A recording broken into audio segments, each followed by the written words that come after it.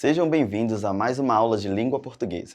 Eu sou o professor Daniel e a aula de hoje vai ser sobre leitura e interpretação de texto, explorando o gênero entrevista.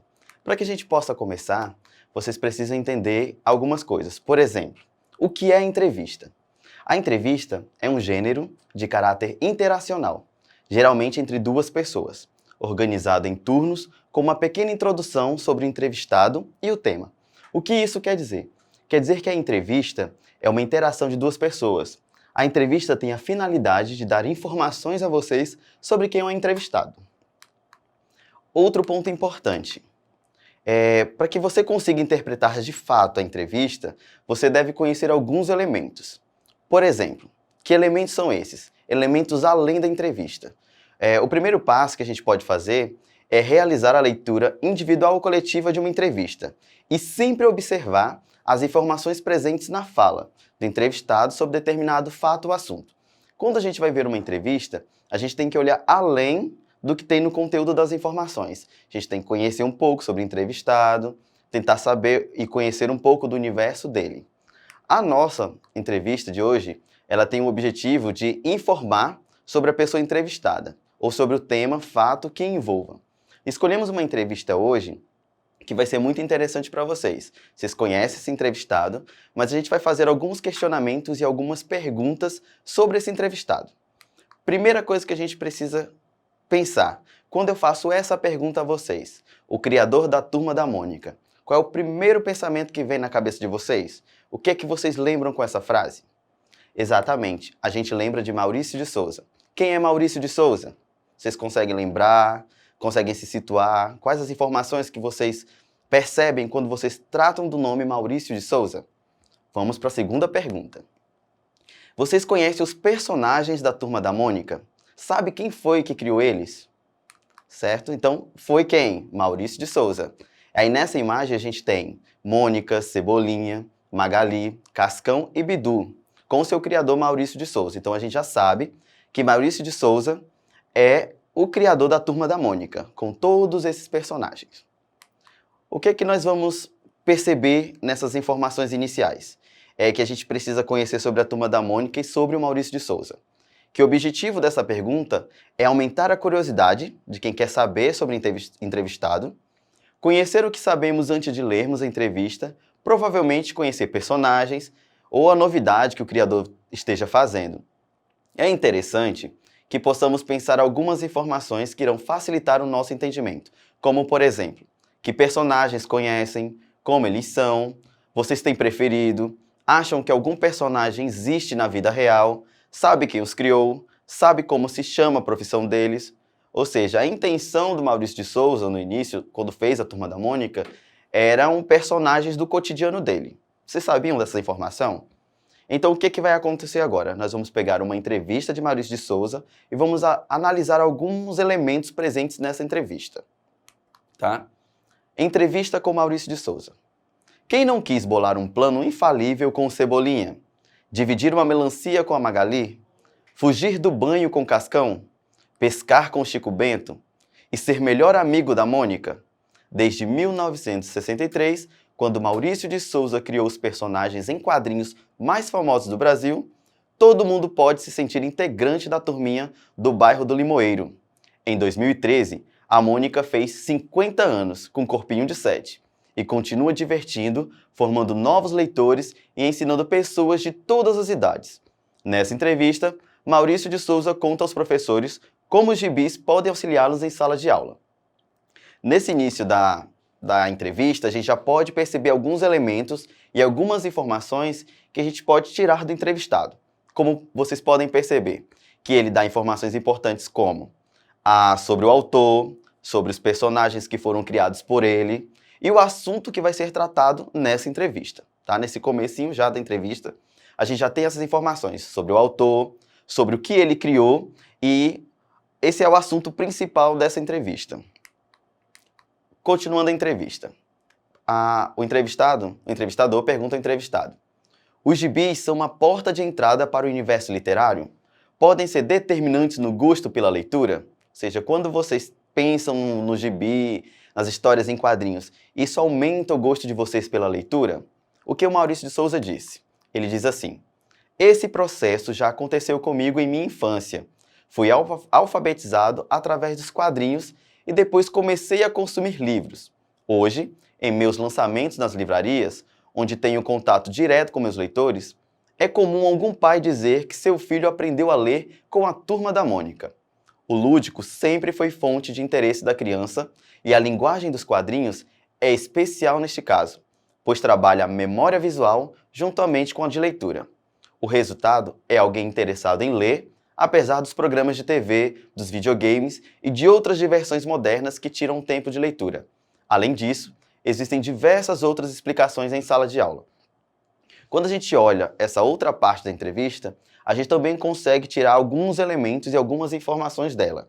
Por exemplo, aqui a gente tem um ponto importante dessa entrevista, que é quando o Maurício de Souza ele começa a contar um pouco da sua trajetória. Percebam que no início da entrevista ele já fala assim: já aconteceu comigo em minha infância, então é algo já do cotidiano, da vida dele ao longo do tempo. Continuando a entrevista, a gente tem uma mensagem que Maurício de Souza deixou para os professores. Como é essa mensagem? Ela diz assim: só quem já criou seus filhos sabe o quanto é difícil cuidar da educação de uma criança nesse mundo tão cheio de problemas. Imagine então um professor que cuida de centenas de crianças diariamente. A responsabilidade e o desgaste são tão grandes que esses profissionais podem ser considerados os pais da humanidade. Afinal, só existirão bons políticos, bons médicos, bons advogados, enfim, boas pessoas se houver um bom professor por trás daquela criança. Tá? Essa é uma entrevista do Maurício de Souza, à Rede do Saber. Lá vocês podem ver a continuação dessa entrevista. Como ela é um pouquinho longa, a gente não colocou toda, a gente pegou elementos principais que podem dar algumas respostas para vocês. Percebam que na primeira parte, a gente tem ele falando sobre o que ele criou, como ele criou, se faziam parte do cotidiano dele. E na segunda parte da entrevista, a gente tem quando ele fala um pouquinho da trajetória dele nessa criação da Turma da Mônica. Tá? Então, quais foram os temas abordados nessa entrevista dele? Primeiro ponto que ele abordou foi a longa duração da Turma da Mônica. Percebam que na entrevista já diz que a Mônica, em 2013, já tem 50 anos de existência. Né? Hoje ela já tem um pouquinho mais, mas assim, uma história em quadrinhos já que se perpetua por um longo tempo. Outro elemento importante da entrevista é a internet, ou seja, como que a história em quadrinhos venceu essa dinâmica da internet, como que a internet não deixou cair no esquecimento as histórias em quadrinho, principalmente da Turma da Mônica. Outro elemento, os produtos da marca. Ou seja, a Turma da Mônica não é só o gibi, ela tem material de vestimenta, escolar, todos os tipos de elemento que tem na Turma da Mônica aparecem em diferentes produtos, tá? Outra característica dessa entrevista é as diferenças culturais entre países. Maurício de Souza destaca, nos seus gibis da Turma da Mônica, essa diversidade cultural, ou seja, diferentes culturas, diferentes pessoas, de diferentes lugares. Isso é muito importante nas histórias em quadrinhos.